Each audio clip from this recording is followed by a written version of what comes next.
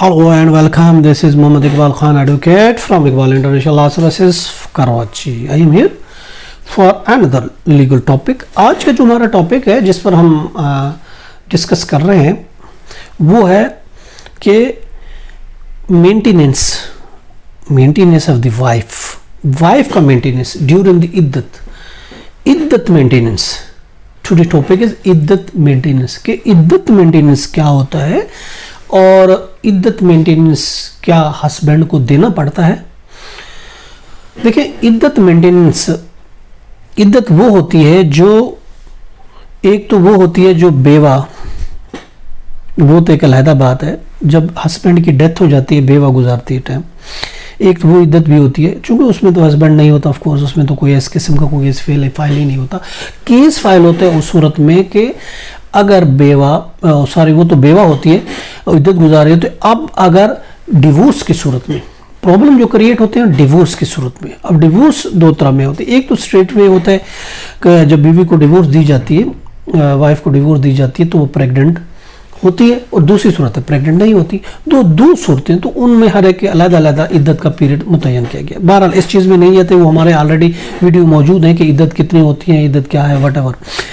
तो आज हम सिर्फ ये देख रहे हैं कि इद्दत पीरियड का मेंटेनेंस जो होता है, इद्दत पीरियड का मेंटेनेंस क्या आपको देना होता है या नहीं देना होता. ये बहुत से क्वेश्चंस हैं. और समटाइम कुछ ये कहते हैं अगर आपने खुद ही डिवोर्स ले लिया, अगर खुद आपने वो ले लिया, खुला ले लिया, तो आप जो इद्दत के मेंटेनेंस के हकदार नहीं हैं. या ये कहते हैं कि अगर मैंने डिवोर्स दी तो फिर आप मुझे इद्दत का खर्चा देना पड़ेगा. अगर आपने खुद डिवोर्स लिया, कोर्ट से खुला लिया, तो हम आपको क्यों इद्दत का पैसा दें. ऐसा कुछ नहीं है. देखिए, इद्दत इज़ इद्दत. जब तक इद्दत नहीं गुजरती, इद्दत का मसला ये है कि वो अभी तक भी आपके निकाह में मौजूद है और इद्दत गुजारी. जो ही इद्दत ख़त्म होती है, डिवोर्स कन्फर्म होते हैं, वो आपके अज़दवाजी ज़िंदगी से गुजर जाती है, फिर आपको उससे कोई ताल्लुक नहीं.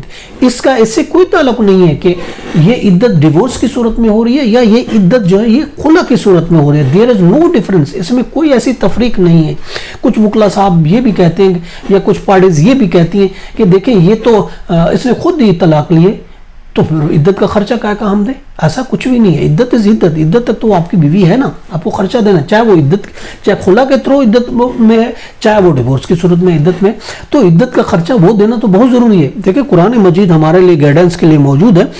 कुरान मजीद की सूरत में जो है वो अल बकरा है, आयात 241 है. उसमें अल्लाह तबारक व तआला ने क्लियर कहा है कि और तलाक दी हुई औरतों के लिए खर्च देना कहते के मुताबिक लाजमी है.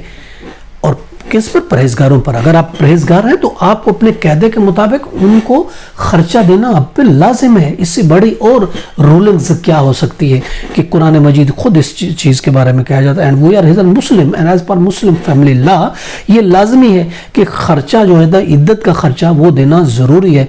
अगर हम कोर्ट की लॉ की बात करते हैं, रूलिंग की बात करते हैं, तो हम आपको रूलिंग भी बता देते हैं. 1999 CLJ पेज 471 है, और इसके अलावा PLJ 2000 लाहौर और उसका पेज है 1551. और इसके अलावा NLR है 1984, CLJ पेज है 260. और इसके अलावा NLR है 1986 लाहौर है, पेज 597 है.